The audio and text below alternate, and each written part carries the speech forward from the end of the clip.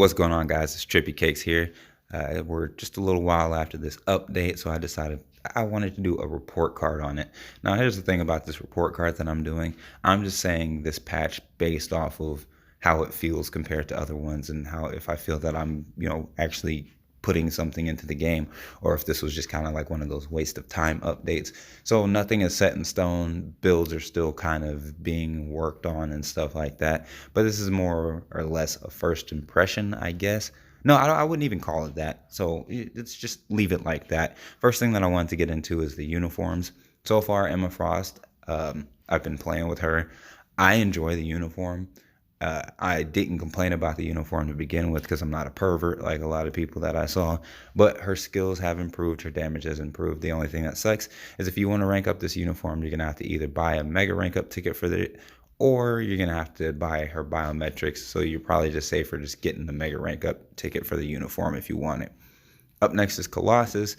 Um, I like Colossus. I liked him before, but I like him even more now. His skills look so clean. I enjoy it. And the other thing about that is he's become a world boss striker meta. And basically what that means is he's got defense down on 4 out of 5 of his skills. So you'll be wanting to use him as a striker in every world boss run possible. Even if he doesn't do a lot of damage, you shouldn't be relying on your strikers to begin with. But the defense down is going to make it a whole lot easier for you to clear if 4 out of the 5 times that he has a possibility to come out, it's going to be a defense down skill. So I highly recommend that uniform. Cyclops is a little bit more of a coin toss for people. I'm on the side where I'm enjoying the uniform. I like it. I think it's clean. And I'm comparing it to, Cyclops' other uniforms where they only change like one skill or something like that. Yeah, he doesn't have his continuous beam on the 5th skill, but I think what they did here with all these skills and shortening them up was they made Rage a lot more viable for him. So there is that to keep in mind. Hopefully I can tier 3 him within the next day or so. Up next is Rachel Summers. Honestly, right now, I'm thinking that she might be, until Cyclops gets his tier 3, it's going to be, I know for a fact it's going to be between Rachel, Cyclops, and Colossus as the best uniforms or the best, the MVP of the update, you can say.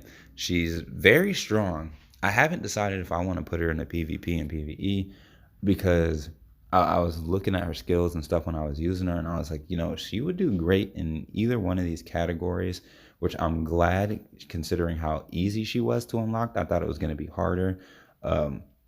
So when it comes to the danger room, unlocking her after you buy the crystal pack, it's not, they give you 60 days to do it.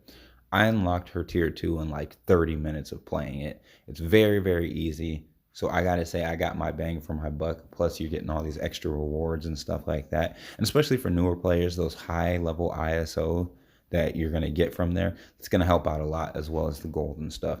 So I recommend the pack considering how cheap it is and how good she is for the price so far. But like I said, I'm still playing with her. I want to see where she's most optimal for me, and then I'm gonna go from there. Now, after her is Kid Omega. I'm not gonna lie, I'm really not all that impressed with Kid Omega right now. Maybe because I haven't found where I personally want him at. But I feel like, the skills and everything are all flashy, but I'm not really I don't know. He's, like I said, he's in a weird spot for me. He's probably the easiest to obtain because they throw biometrics at you for him. Via the event quest, and then you can actually go to the shield lab. You can go there and you can farm him out there. Like, the only way that I could say that use a mega on him is if you've got some spare tickets laying around, or you're impatient and you really like him as a character, then by all means. But as of right now, there are plenty of ways to farm him. He's probably the easiest farm next to Rachel Summers, so you could do that. Coming up next is Kitty Pryde. I'm actually very surprised that I'm enjoying her, because when I saw her in the live stream and stuff like that, read her skill description, I wasn't really convinced that I was going to be like into her, but she's definitely pretty fun to use, man. Like, she's wild. You gotta pick her up. I gotta say, she's fun. I mean, even if you don't mega her or anything like that, just playing around with her as you're ranking her up is going to be a fun experience. Um, as far as like X Gene's bio sub goes, she's one of the few characters that I'm actually willing to endorse that you should probably, check her out. Now, when you get her, don't be expecting no tier 3 Jean Grey, man. Just that's all I'm going to say. Don't go in there expecting her to be the best of the best, the number one Pokemon trainer. It's not going to be like that. She's just a solid character, and I personally enjoy her, and I think a lot of other people would too. She's kind of fun. Coming up next that I wanted to talk about is the Danger Room. So everybody should know how the Danger Room works by now. The Danger Room's been having some issues with people disconnecting and stuff like that. Uh, the only thing is I felt like they should have tried a little bit harder on this Danger Room. It seems it seems like it's missing something, and I'm hoping that maybe after Jean Grey switches out and it becomes somebody else and the character sets change. I think the main problem is they're pairing Luna Snow and Black Panther, and they're on opposite ends of the DPS. You know what I mean? So it's not really a, not to say fair fight, but if you're going for number one damage, your best bet is going to be Luna Snow or Namor this week. And when it comes to your priorities in there, if you're just playing to play and pick up rewards and wins and stuff like that, you're gonna want to go for the best.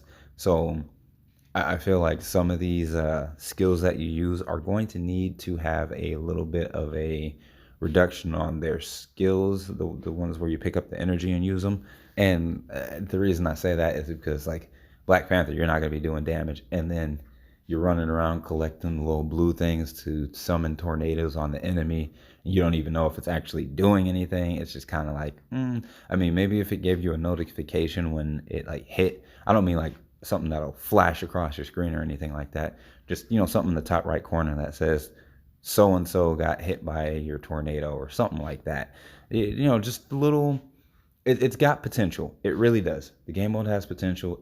One thing that does suck is that they still decided to go with that whole, you have a basic setup, and I really don't like that. As a matter of fact, I hate that, and it kind of makes you say, oh, I mean, I don't know. I just think they should change that and do a little bit of tweaking, but outside of that, put some more oomph into it, and it'll be a great game mode. Anyway, this has been Trippy Cakes. Please do like, subscribe, comment, and I'll check y'all later.